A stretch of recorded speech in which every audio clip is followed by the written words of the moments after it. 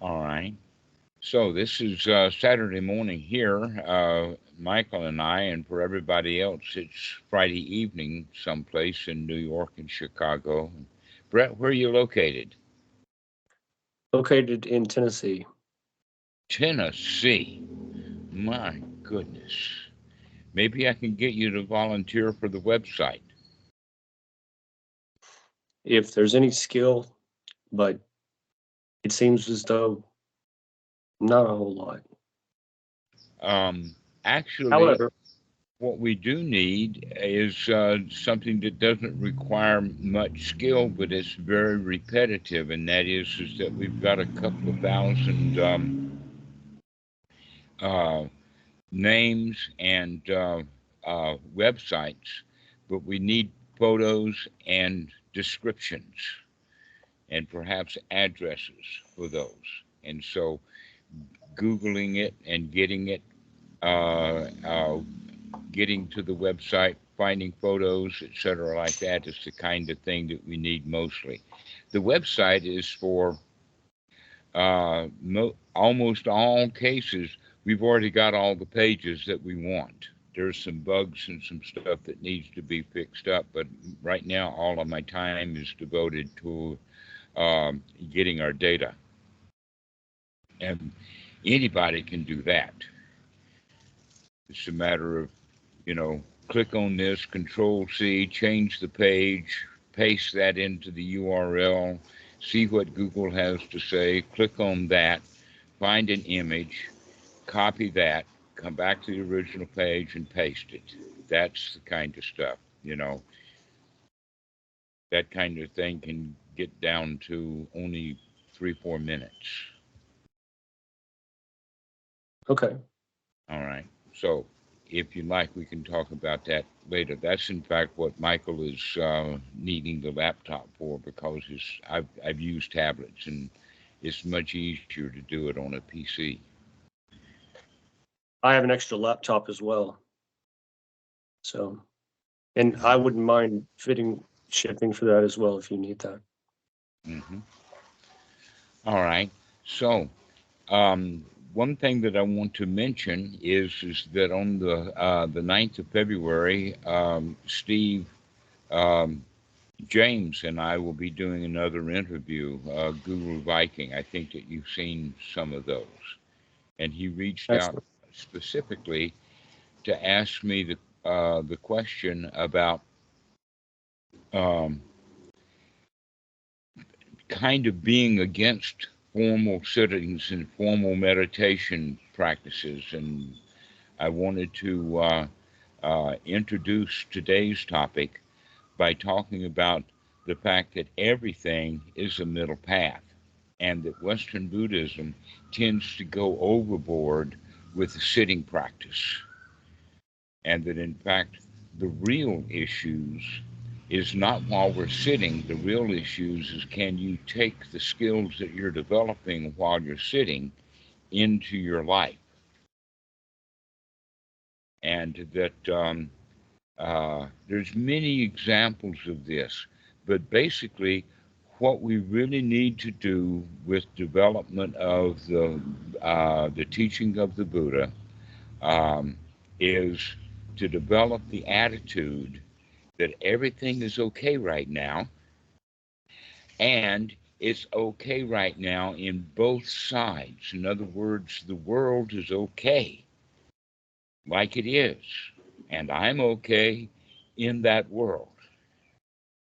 This is the kind of attitude that we need to come up with. This is, in fact, a restatement of the Buddha's point in the Half Sutta, that the entire teachings of the Buddha, 100% of it is about friendship. And yet I hear people being disappointed with this, that, and the other thing. An example of the disappointments is that, oh, well, women are not really accepted into the Sangha very well. And the answer to that is that if someone is satisfied with the way things are, then we don't need to be making a lot of changes.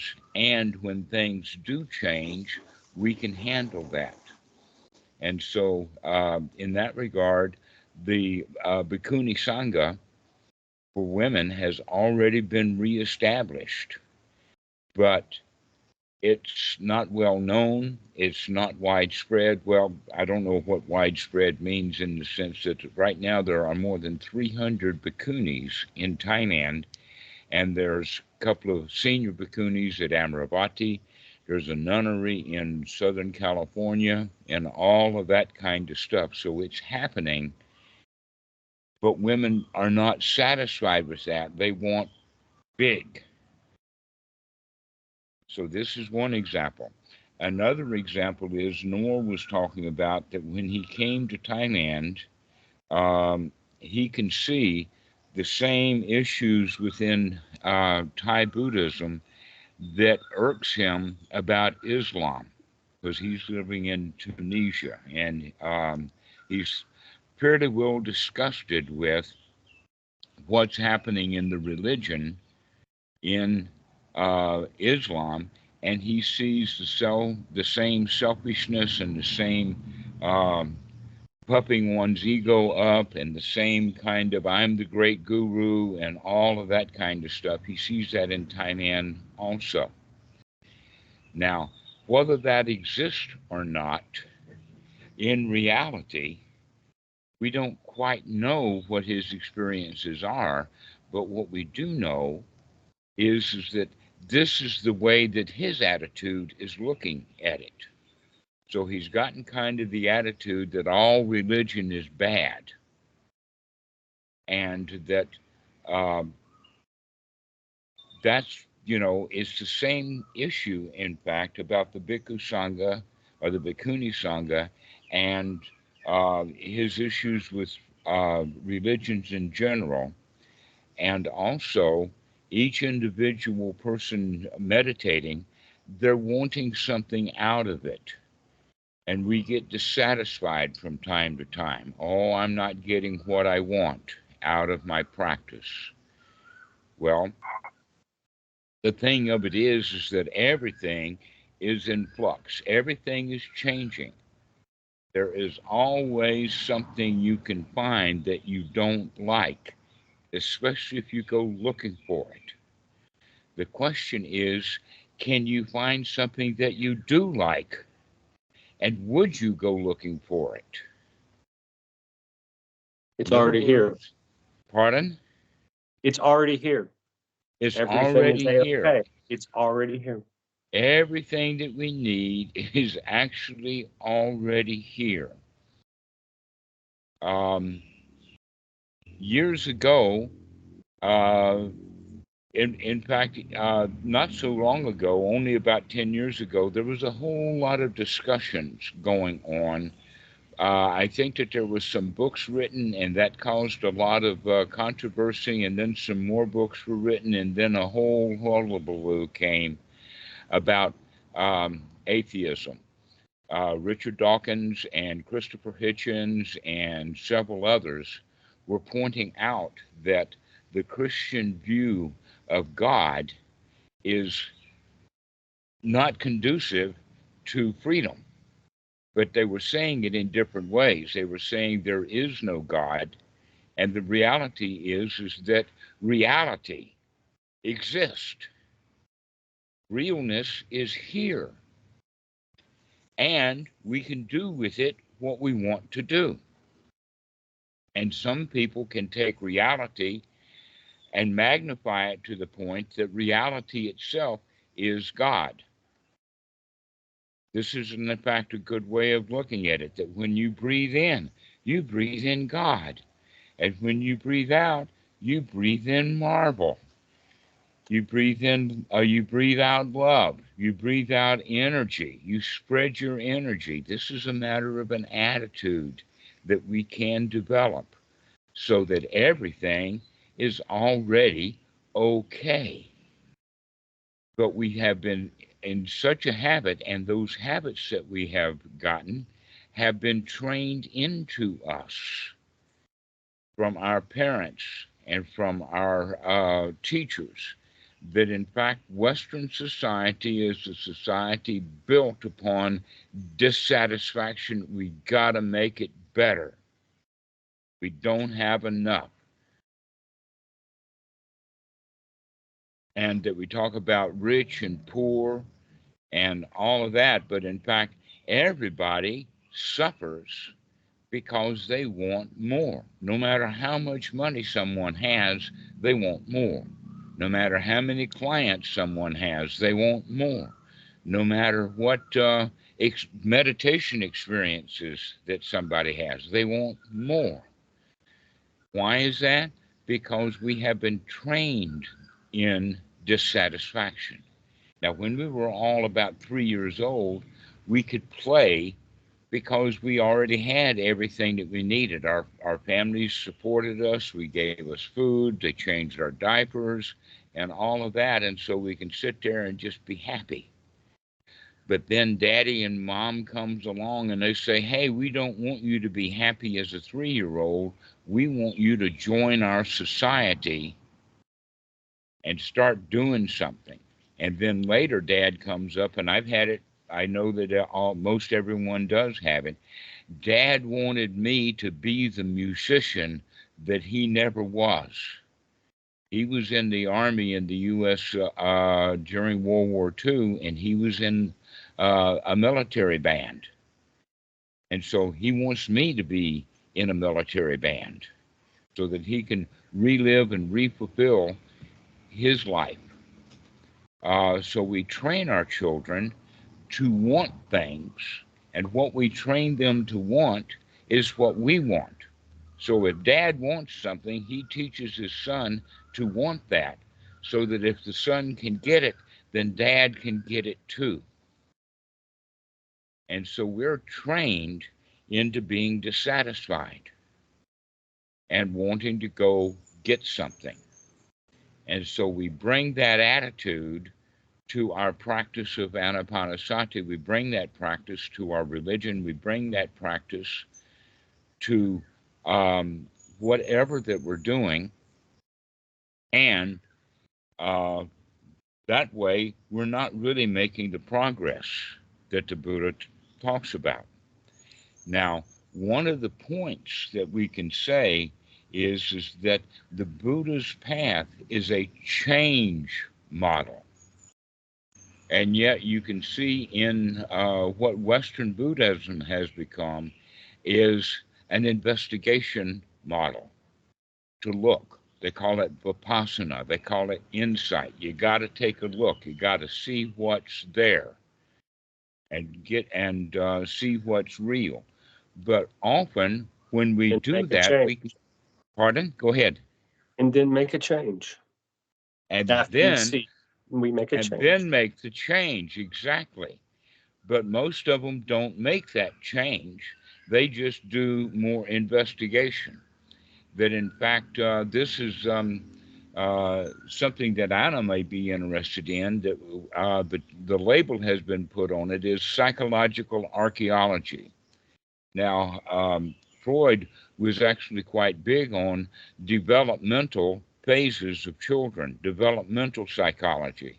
And nowadays, it's almost like the idea, oh, if we can go back to the original source, if we can find out what started the problem, then we can be free from it.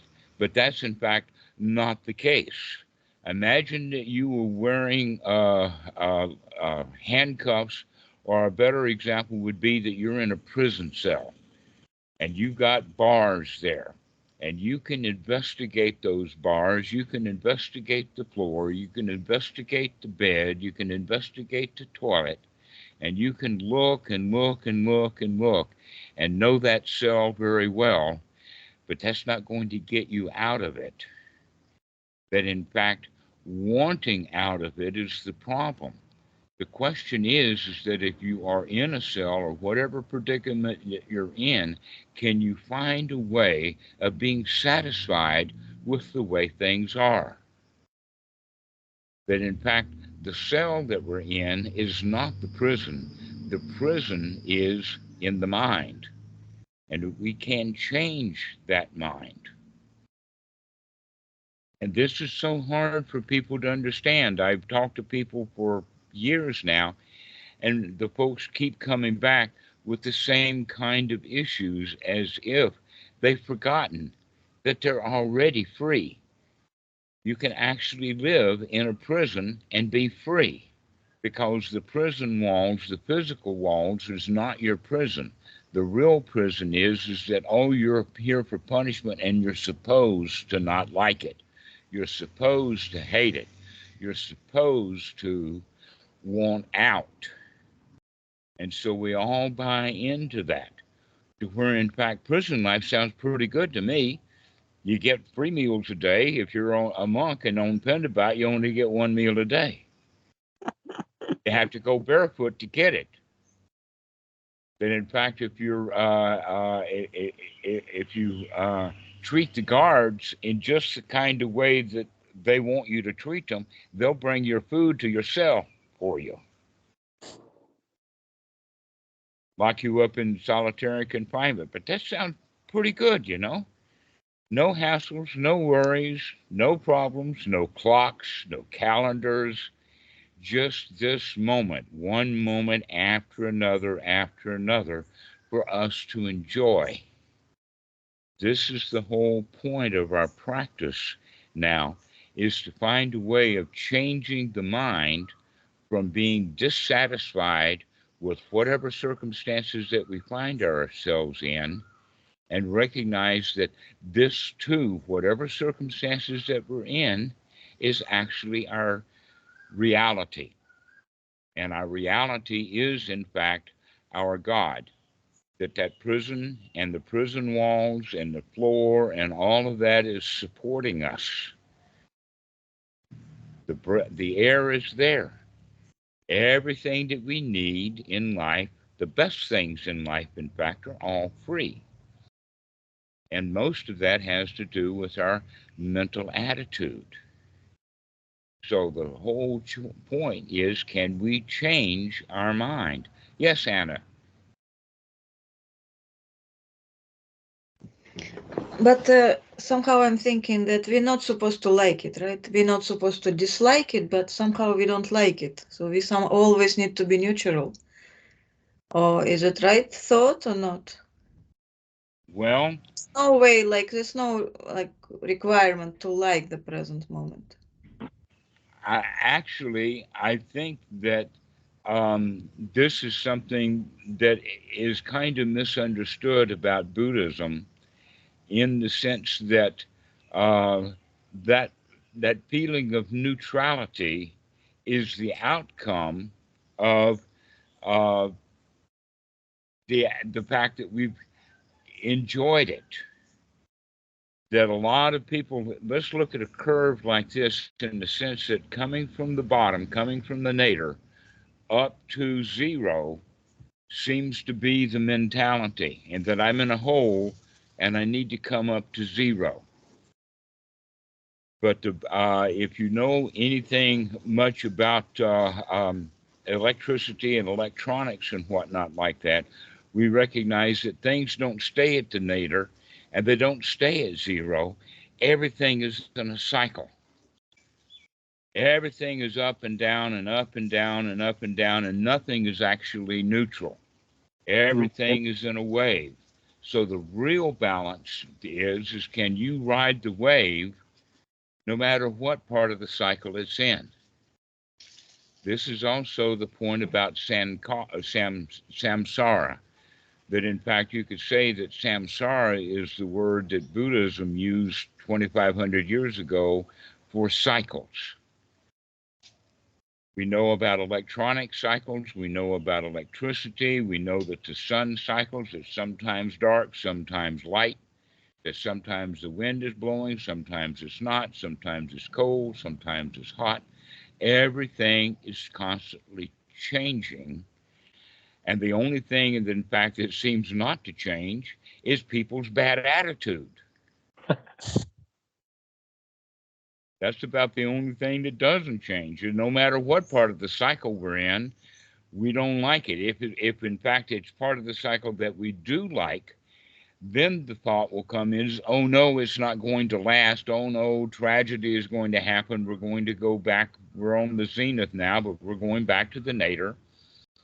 And so the question is, can we find a way to learn to ride the waves, to deal with the fact that everything is constantly changing and still be really okay with it, to appreciate it, that that's our environment, that's our reality. It's beautiful. This is the way that we have to start to practice. And this is a real change model, because we have been trained to have the opinion that whatever it is, it could be better. And yet we don't do anything to change to make it better. Because really the only thing that needs to be done to make it better is our attitude. This is the real teaching of the Buddha. When the Buddha, there's several places, I think that there's at least 4 suttas where the Buddha says that both formerly and now, I teach only one thing, and that is dukkha, dukkha nirodha. Well, that dukkha means the dissatisfaction, that we don't like the way things are. The things are cycling, they're going back and forth and up and down, and I want peace and quiet. Well, actually, the peace and quiet would be to have fun riding that roller coaster rather than dreading it.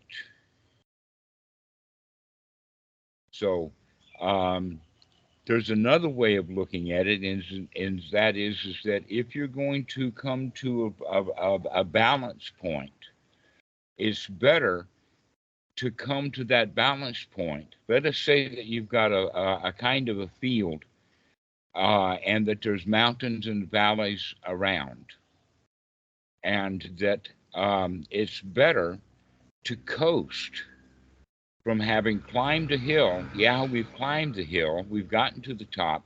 Let us coast now down to the valley, as opposed to climbing up and then stopping.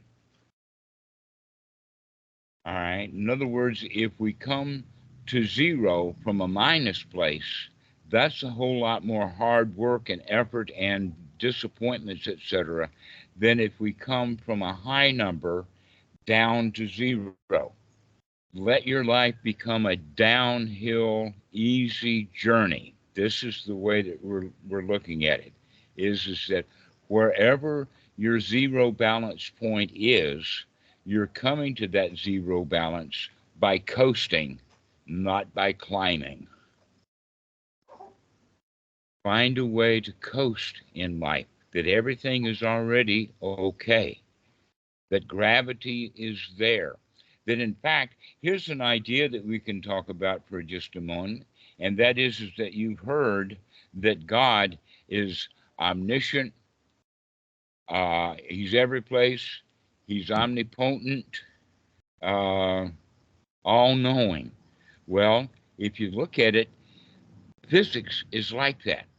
The first example I will use is gravity, right? If you stumble,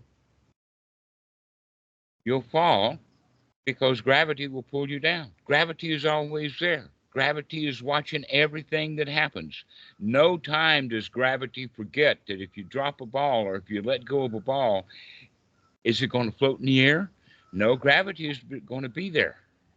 It's there all the time.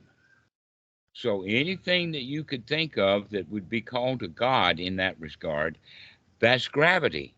It's always there. It's always going to grab hold of you. It doesn't lose track of what's going on.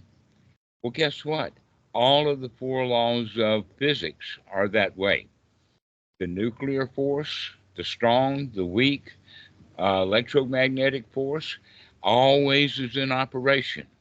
That in fact, one of the things that I've learned recently is that even oxygen is affected by electromagnetic force, but we don't really know that because it's a gas, and because it's a gas, it's hard to see. But if you can put oxygen as a liquid, then you can see that, in fact, it's magnetic. So all of these forces are there all the time. This is what we could refer to then as God, that God is in fact real. Your reality is there all the time. The question is what kind of relationship are you going to have to reality? If you're comfortable and happy and secure in your reality, then you're at that balance point. But the point about reality is that it's always there, but it's constantly changing. Everything keeps moving. Everything is up and everything is down. Can you hold your balance that way? So an example that I would use would be, imagine that a professor or a landlubber or someone like that has gotten on a big fishing boat to maybe do some research or whatever. Now, the captain on that fishing boat has been on that fishing boat for years. And when the waves start to move and a little bit of a storm comes, the captain of the ship, he can keep his balance. He can go from the bow to the stern, back to the bow, and maintain his balance. But the college professor, who has never been on board a big fishing boat like that, he's all over the place. He's not able to maintain his balance at all. He'll be banging into the cabin door. He'll be heaving over the side. He may even go over the side because he doesn't have that ability to manage and to balance. That this is, in fact, a skill that the captain of the ship had to learn for himself. Now, I use this example because I was in the Navy, and after I told this story one time, Tam and I needed to go to Koh Samui. We took the ferry over, but the weather was pretty rough, and even though that it's a big ferry, it was still going up and down and side to side and whatnot like that, and she was having a lot of trouble with it. And so I says, oh, well, one thing that I know about boats is that it will be easier if you go to the aft, that it's always forward that has to deal with the waves so much. And so we got up to go to the back part of the boat, and she was having a lot of trouble. She was banging into this chair and that chair and whatnot like that. But I remembered I've got to keep my balance, that I have to watch where the waves are moving the boat and to learn to take the steps at just the right point so that I can maintain my balance. Well, this is actually what we need to learn in life, because life is very much like a ship where the deck is not solid. Things are changing. That when people get old, they really, really want to get things to be exactly the way that they've always known it, so that they don't have to make any changes at all.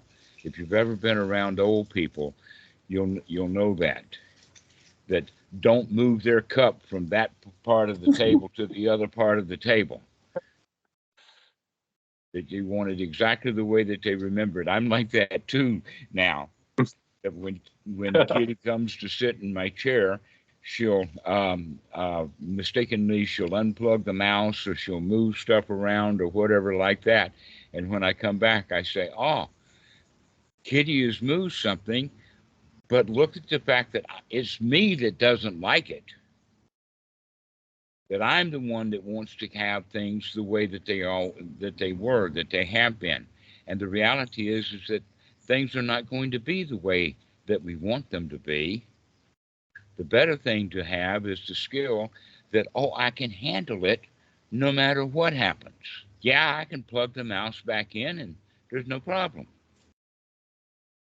So this is the way that we can start to practice with our meditation, is this change model of coming out of our dissatisfactions, out of our disliking, out of our wanting to get something out of the practice, and start practicing actually being satisfied that this is good enough.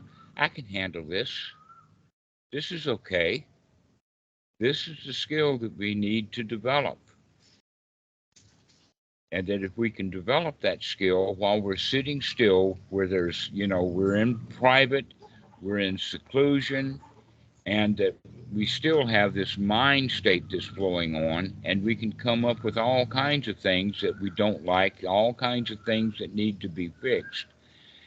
Can we change those thoughts into, yeah, it does need to be fixed, but I'm okay right now.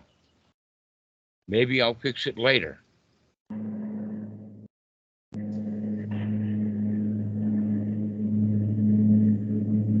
Michael, I hear your microphone. Very noisy. Yes, I can handle that. Okay, so let's take a moment and get some feedback on this. Aaron, does this fit in with what you were talking about earlier in the sense of wanting something out of your meditation? Sort of. I get what you're saying in a sense that it seems it's more of a dance, you adjust to whatever comes up. Now, there's a couple of things that comes up for me when I hear that is, let's say if I get angry with something, I am not separate from life. So that anger also is part of what is. Mm-hmm. Me hearing this message is also part of what is. So I'm lucky in that regard. Then I'm thinking, okay, I'm assuming there is certainly a way to do, like you're saying, it's not that we don't do anything, we enjoy while we're doing things. Like when kids play, they're probably bored and they want to play, they want to do something, they want something else. So nonetheless, their play is more wholesome because it's sort of directionless. There's no greed in it. There's liking, but there's no wanting. And so I'm thinking, well, we can master things for sure. You can master a piano, you can master some sort of a meditation, whatever. As long as it's playful, as long as you don't ruffle the feathers too much, I feel. As long as you're not cannibalizing yourself, increasing the energy too much, as you said, in physical systems. Maybe that's what skill is. Okay. Yes, I agree that things are always in flux. The question is can we handle that? And you mentioned anger. So we can understand that we get angry because we're dissatisfied. And yet when we get angry, we're angry at something. We don't like that thing that happened. Rather than recognizing that all really what's going on is that I have changed. I used to not be angry and now I'm gotten angry, so anger is there. Is that okay? If the anger is okay, yeah, I've gotten angry, that's okay. Then we can get over it really easily. But it's possible for you to get angry at something and then get angry at yourself for getting angry, and it just stays in a cycle. But if we can accept that, oh, yeah, I got angry, so what? Nothing to it. And forgive ourselves. I'm not really a big fan on using the word forgiveness because forgiveness is always from the outside. And also, it has the quality of having something wrong that needs to be forgiven, as opposed to everything is already okay. So a way of thinking about it is that, yeah, I've gotten angry, but I can ignore that. I can just ignore it and everything is okay. So we begin to ignore the things that we don't like rather than dwelling on them and getting hot because they're not what we want. We can kind of ignore it. Oh, well, doesn't matter. Nothing really matters anyway. The only thing that matters is, can I keep my homeostasis? Can I keep my balance? Can I keep my friendliness with the environment? But I don't have to be angry because something in the environment I don't like, that really the not liking is the issue, not what really happened. At what point is if an emotion is too big and you don't have the equanimity for it, then you can get angry because you don't have then you're dissatisfied that you don't have the equanimity. Yes, exactly. In fact, that's very common for beginners in meditation when they're given some instruction like to watch the breath, and then the mind wanders away from the breath. And Goenka would say, when the mind wanders away from the breath, never mind, start again, come back to the breath. But a lot of people, when they recognize that the mind has wandered away from the breath, they'll get really hard on themselves. They'll say, oh, you're supposed to watch the breath. Oh, you're not doing it correctly. And then they get worried. And this is not the real training that we're looking for. The real training is that it doesn't matter if the mind wanders away from the breath. Doesn't matter. What matters is, can you come back happily to it? Never mind, start again. So when you get angry out in life, we can say, never mind, start again. That this is the real point is that can we develop a practice that works anytime that we can remember it? This is the change model, is that I can change the way that I feel rather much easier, in fact, than I can change reality. Like a war is on. I don't like the war. Well, I can't do anything about the war, but I can do something about it for myself. I can get out of the way. I can go find a place that's quiet. And I can be happy, contented, just the way things are. But if I don't like the war, then I'm going to get angry at the war. Then I'm going to get angry at myself for getting angry at the war. And the reality is that we can't stop the war, but we can change our own mind. This is why the model is a change model, not just a Vipassana or an insight model. That, yeah, we can do archaeology and find out where things come from, but that doesn't make it change. We have to make it change. We have to change our attitude. And the way that we change our attitude is by beginning. There's big attitude in the sense of an overall way of looking at it, but then there is very tiny little ones, niggles, just a little thing that moves us, sort of like a tree is going to fall in the direction that it's leaning, and that woodcutters have learned that they can cut the base of the tree in such a way that it will fall exactly where they want it to fall. Well, can you do that with your own mind? Can you have your mind leaning in such a way so that when it falls, it's going to fall exactly where you want it to fall to? This is what we mean by the attitude.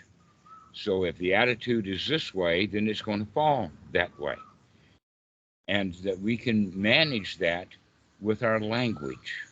That language is really, really powerful. The thoughts that we have. So if we have that quality of being able to gladden the mind, to be able to brighten the mind, to be able to change that little bit of an attitude, then we can manage how we feel. This is actually the way that Anapanasati is phrased, is that we do an investigation and then we make a change by gladdening the mind, brightening it up, changing the attitude of the mind. And we do that by changing the language that we're using. So if I sit here in meditation saying, oh, I'm bored with meditation, then I'll have that feeling of boredom. But if I have the attitude of, oh, well, guess what? It's okay to be bored. That really is a good state to be in. Really having nothing to do and no place to go, isn't that marvelous? And so we begin to cheer ourselves up with our boredom. Yeah, it's okay to be bored. But if we are dissatisfied with our boredom, then we're in that state of dissatisfaction. We want something rather than being satisfied with the way things are. So we can do that with anger also. Yeah, I've gotten angry. Let me be satisfied with my anger and it'll dissolve. But if I keep wanting what I want and keep wanting it, then the anger is going to continue on. This is in fact why they talk about it in the sense of how long do you stay angry? Are you going to stay angry for 2 or 3 days? Can you get down to the point that you're only angry for a couple of hours? Then can you come down to the point that you're only angry for, let us say, 5 or 6 words? And then can you come down to just one word, like, oh, or ouch, or whatever. And then you see that anger and you say, okay, never mind. And pretty soon you got to the point that you're not even letting out that one scream.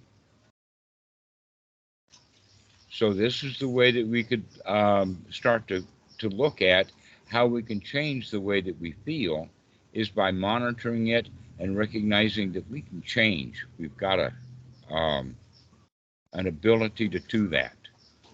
We can actually make friends with it. So yeah, most religion is unuseful to society, but that's okay. I can get used to that. I mean, it's been that way my whole life. It's been that way before my whole life. I'm not going to be able to change religion, but what I can do is become satisfied that it's broken. It's okay that religion is all messed up. It's okay that I live in a prison. This is the way that things are really,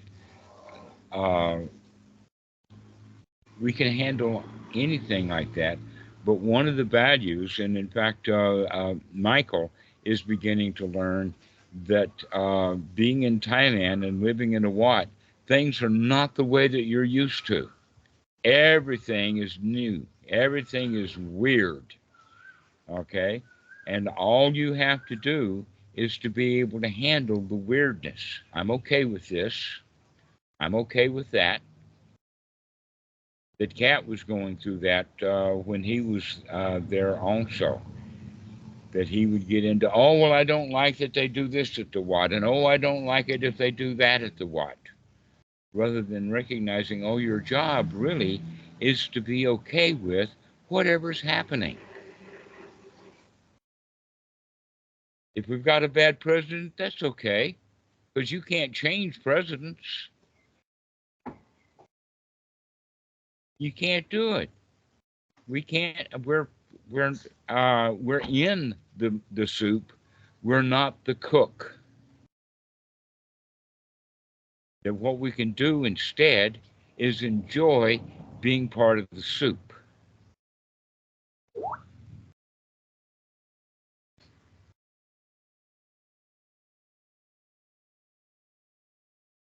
Michael's just sending a message about the Bhikkhunis. I wish that he'd join us here.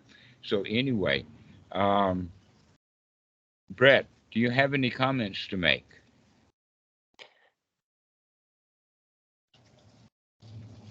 The process you described previously of ascertaining moment by moment dissatisfaction and making a change, that's what I understood the word vipassana to mean. I know, but and that's in fact the Buddha's version of vipassana. That in fact, here's a funny little point: is that the word vipassana is not even a common word in the suttas. You will find the word vipassana more commonly in braces or brackets where the translator has put it in there, that it doesn't really exist. And in fact, you probably known that the Vipassana people who call themselves Vipassana people, they're very much in love with the Satipatthana Sutta. And yet in the Satipatthana Sutta, the word Vipassana doesn't appear, never, except as subject headings that the translators have put in there. Yep. And the word Vipassana then would be overly used in the sense of you've got to go deep, you've got to really understand it deeply. So you look at this dukkha and you see this dukkha is like that dukkha, and then you put them together as double dukkha, and then you go down the dukkha rat hole. And this is not what the Buddha teaches. What he teaches is if you can see it as dukkha, do something about it immediately. You don't Yep. have to investigate it. You can just see it. That's the investigation, is to see that, oh, I'm dissatisfied. I don't like that. Let me change my dissatisfaction back into satisfaction. Right. But we don't become obsessed with the investigation itself. Yeah, the investigation is only in order to be able to tweak it, to make a change to it. Step 2. Like Ajahn Thanissaro says, mindfulness 2.0. So 1.0 is non-reactivity at the senses, but that's not the whole game. 2.0, make a change. Make a change. To change whatever attitude that you have into something more wholesome. So, Michael, do you have something? Oh, wait a minute, Emran. Go ahead, Emran. So concerning Vipassana, sometimes it's not necessarily dukkha.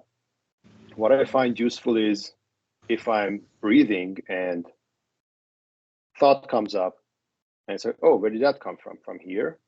That's a sensation. From here, that's another sensation. Here, another sensation.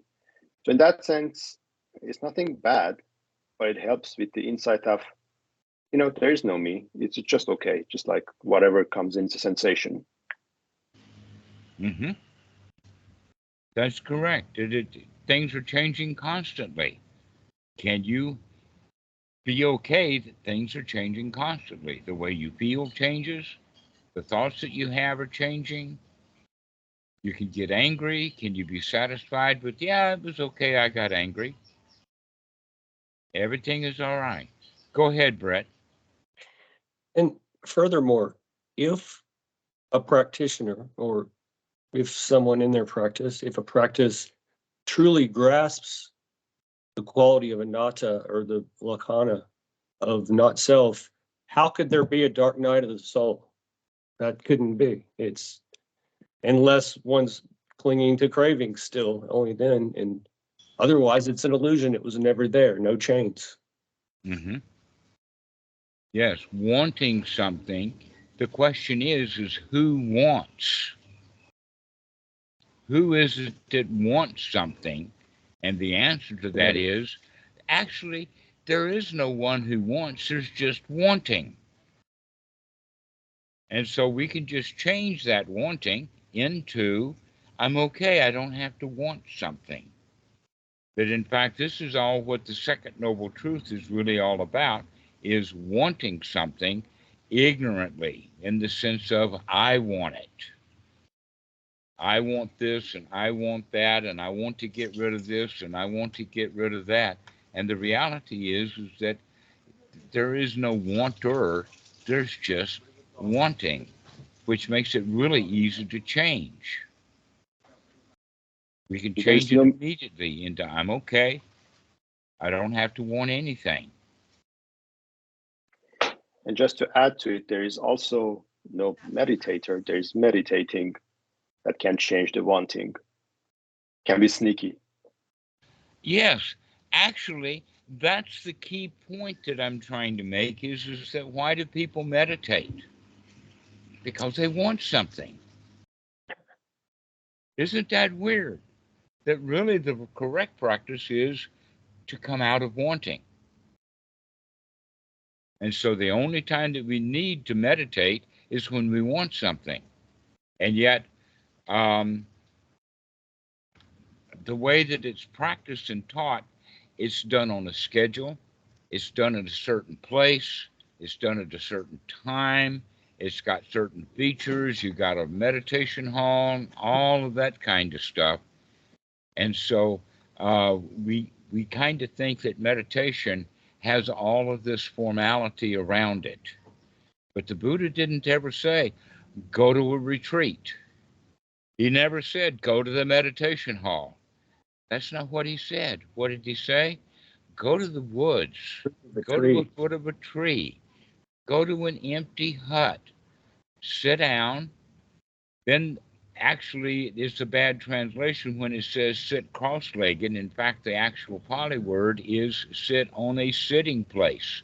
So a couch or a bench or a chair is a sitting place. And so you can sit on anything, just be comfortable. The whole point about it is that we need to learn to be comfortable with the body so that we can then assist ourselves in to be comfortable in the mind, to be comfortable wherever you are, no matter what's changing, etc., like that. But when people go to the retreat, when the bell rings and it's time to go to the meditation hall, almost everyone goes to the meditation hall begrudgingly. Oh, I don't feel like it right now. Oh, I'll go because I'm supposed to. Very few people are eager to go sit in meditation. Why? Because they hadn't been practicing correctly the moments and 2 moments before the bell rang. If we were in a state of deep satisfaction, everything is okay, then when the bell rings, we can just continue with our satisfaction as we go to the meditation hall. And what are we going to practice in the meditation hall? Maintaining that being satisfied with what's happening right now. This is the real practice. It's subtle, it's profound, it's deep. It's hard for people to understand that the real practice is to become satisfied with the way things are right now. Whether we're in the meditation hall, on the way to the meditation hall, leaving the meditation hall, or going to the forest, or whatever we're doing, can we be in a state of satisfaction that this is okay? If somebody's yelling at me, yeah, that's okay. If nobody wants to be around me, yeah, that's okay. So whatever happens, learn to be okay with it. This is the satisfaction. Now, what happens when that satisfaction happens over and over and over again? We begin to become surprised because we have been in the habit of being dissatisfied so often that we don't experience satisfaction very much. And so when it begins to happen, we get that kind of a wow sensation. Wow, this is good enough. Wow, I am satisfied.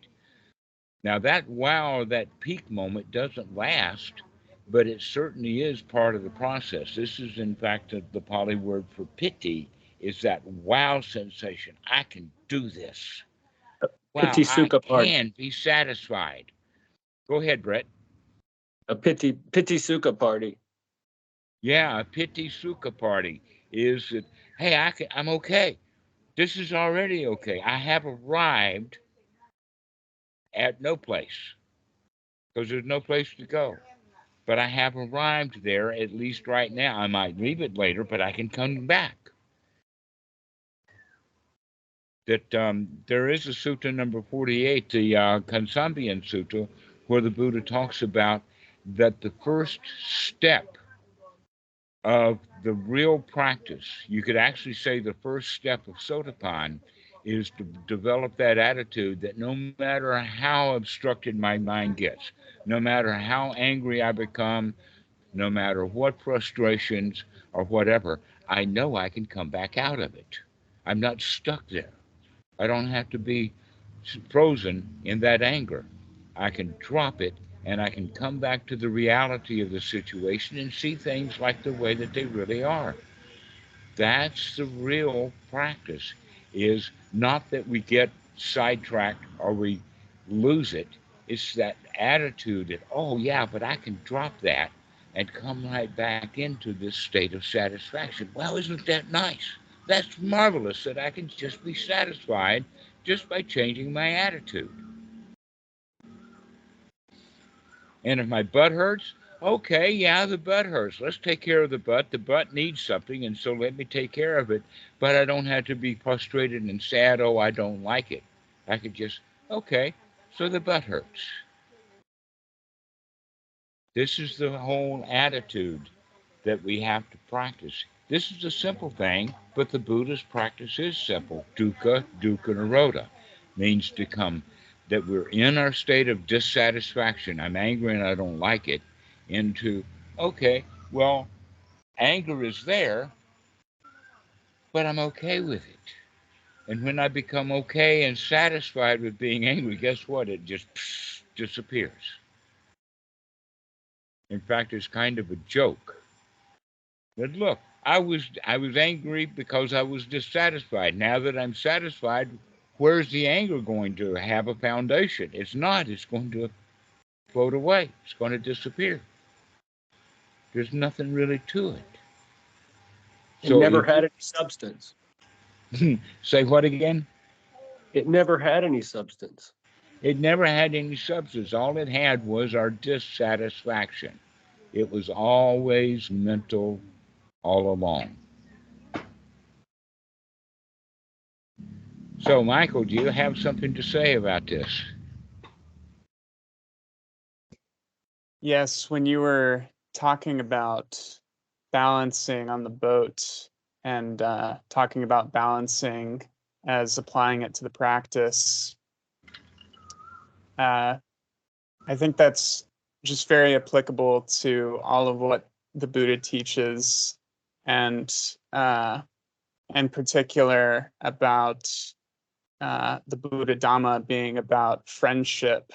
I was thinking, if you meet someone and you try to be too loving, or let's say you try to hug them before even knowing their name, they might push you away. So when you're making friends with people, there's kind of a balance to learning how to get close with them. And the same is true when you're making friends with yourself too. So. Yes, if that's what we have to do. That's the whole idea of the friendship, become nurturing. You see, we are mostly trained to be critical with ourselves, that all this is not good and all that needs to be fixed and that kind of mentality.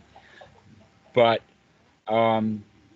we can't treat a tender infant that way. When let us say a 6-week-old baby, we can't fuss at the child because he pooped in his diaper. That in fact, we don't even want to give the child a bad feeling about it. We want to be playful with the tender infant. That mothers, in fact, they have that motherly instinct, but they lose it. By the time the child is 4 or 5 years old, mother loses her motherly instinct and she becomes a parent instead.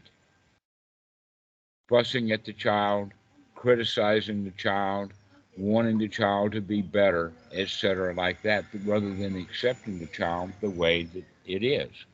And so that happens to every one of us. Mom goes through a big change. That might, in fact, help happen a lot if we're the older child and mom has a new baby. Now she's going to put all the nurturing on the new baby, and Johnny, who used to get all the nurturing, now he's mama's little helper. He's got to be put to work. This is what happens with all of us, that we're put to work. We lose that nurturing, and we lose the ability to nurture ourselves. So what we need to do is to come back with that nurturing. Everything's all right. Everything is okay. Everything is fine. And as I said, pretty soon, when we get into that rhythm of everything is okay, we begin to get that wow sensation. Wow, I can feel okay. I can control my mind to come back out of my misery into everything's all right, everything's fine, no worries. And so we have to practice that. Now, when do we practice? We don't necessarily just practice it in a formal meditation session, but that would be good if we're doing those things to practice that then, rather than investigating and trying to find out the root causes of things and worrying about why I can't get over it and all of that, is to just keep coming back to everything is okay, everything is fine. And then when we get up from that meditation, now that we're made friends with ourselves, we've nurtured ourselves, we can go nurture the entire world like that. That, yeah, the world is stuck. Yeah, the world is broken. So what? I'm still having a ball here, folks. This is the attitude that we can pick up. But we have to practice that. Practice over and over again. Everything's okay. Everything is fine. Why? Because look how often and how much practice over the years that you put into making things a mess. Not making the mess yourself, but calling whatever is there a mess. Calling it, it needs to be fixed. Oh, you need to do your homework. Well, why can't I just enjoy doing the homework? Why do I have to need to do it? Why can't we start to enjoy our lives? Because we're not taught that. We're taught that things are broken and they need to be fixed, and you got to go do it. And we don't care whether you like doing it or not, so long as it gets done. So in reality, then, that becomes more important than how we feel. So here the whole practice is learning how to feel the way that you want to feel. And when you get good at feeling the way that you want to feel, you can feel that way towards everything. A broken world is just a broken world. Now, that's okay. We don't deny that it's broken. We just recognize, yeah, it's okay that it's broken. Go ahead, Brett.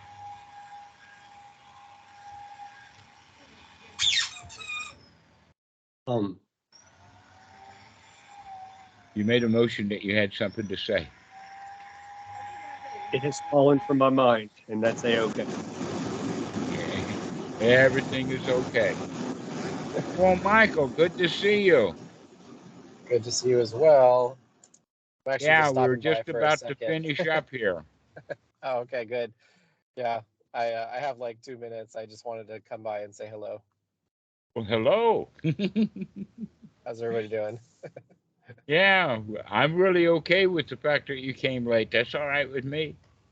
Yeah, I was actually at Costco when you guys started the call, so. So, does anybody have any final words? Dhammarato, do you have something to say? No, thank you, but thank you so much for your teachings, and I really appreciate it. Yeah, Thank you for being here. satisfying. So, how about you, Anna? You okay? You're all right. Good. Everything is fine.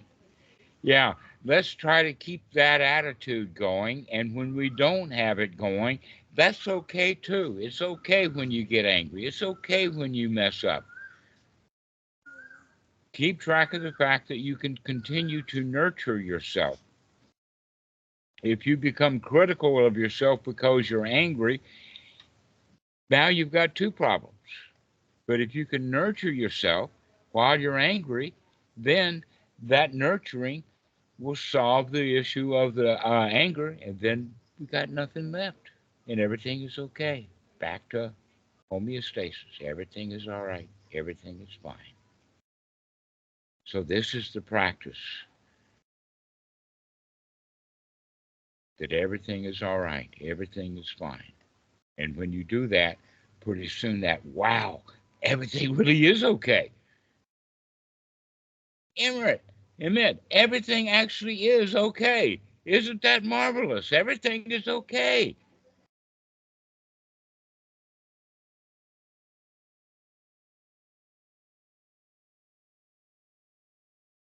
So, Michael, I would like for you to come over tomorrow. Okay. Come over. Oh, different Michael. Okay. Yeah. Many Michaels in the Sangha. Oh, yes. Yeah, Michael Clark. Sorry. I was gonna say that'd be Okay. a long, multi-vehicle trip for me. Okay. Does anybody have any final things to say?